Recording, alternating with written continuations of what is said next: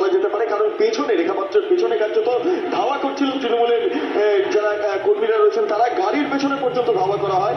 এবং তারপরে যখন অর্চনা মজুমদারকে আটকে রাখা হয়, তারপর অর্চনা মজুমদার সেখানে কথা বলে মোটামুটি পরিস্থিতি স্বাভাবিক করে সেখান থেকে বেরিয়ে আসেন। পরে যারা চাবি নিয়েছিলেন অর্চনা মজুমদারকে সেই চাবিটা পরে তারা ফেরত দিয়ে দেন এবং গাড়ি নিয়ে সেখান থেকে অর্চনা দেবী বেরিয়ে পড়ে।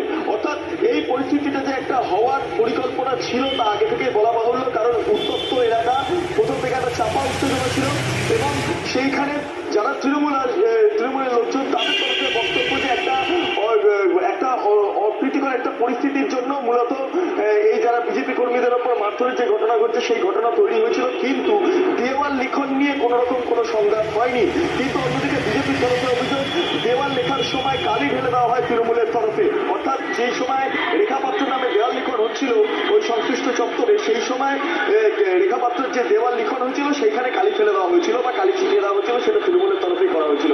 অর্থাৎ এই অভিযোগ এবং পাল্টা অভিযোগ চলছিল, উত্তপ্ত উত্তেজনা ছিল, চাপা উত্তেজনা ছিল এবং এই অবস্থাতে রেখাপাত্র যখন সেখানে প্রবেশ করলে তাকে বাধা দেওয়া হলো।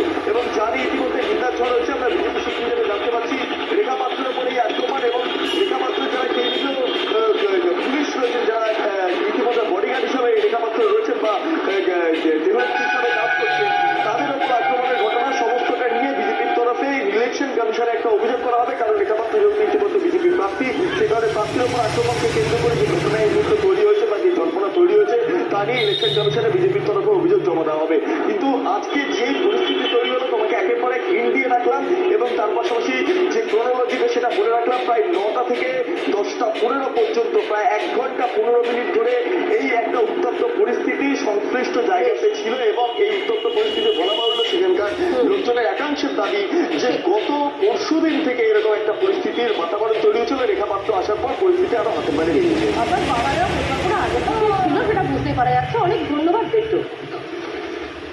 দেখলেন রেখাপাত্রকে কিভাবে বাধা দেওয়া হলো, এটাই হচ্ছে তৃণমূলের ট্র্যাজেডি। যে কোনো প্রকারে মানুষকে খেপিয়ে এরা ভোটে জিততে চায়। তাই বন্ধু বলছি, প্ররোচনায় পা দেবেন না এবং যেখানে যা অশান্তি হবে আপনারা ভিডিও করে আপনার সংশ্লিষ্ট পার্টি অফিসে জমা দেবেন এবং দ্রুত ব্যবস্থা নেওয়ার চেষ্টা করব আমরা। সবাই ভালো থাকবেন, সুস্থ থাকবেন এবং বসিরহাট লোকসভার রেখাপাত্রকে পদ্মফুল চিহ্নে ভোট দিয়ে বিপুল ভোটে জয়যুক্ত করবেন।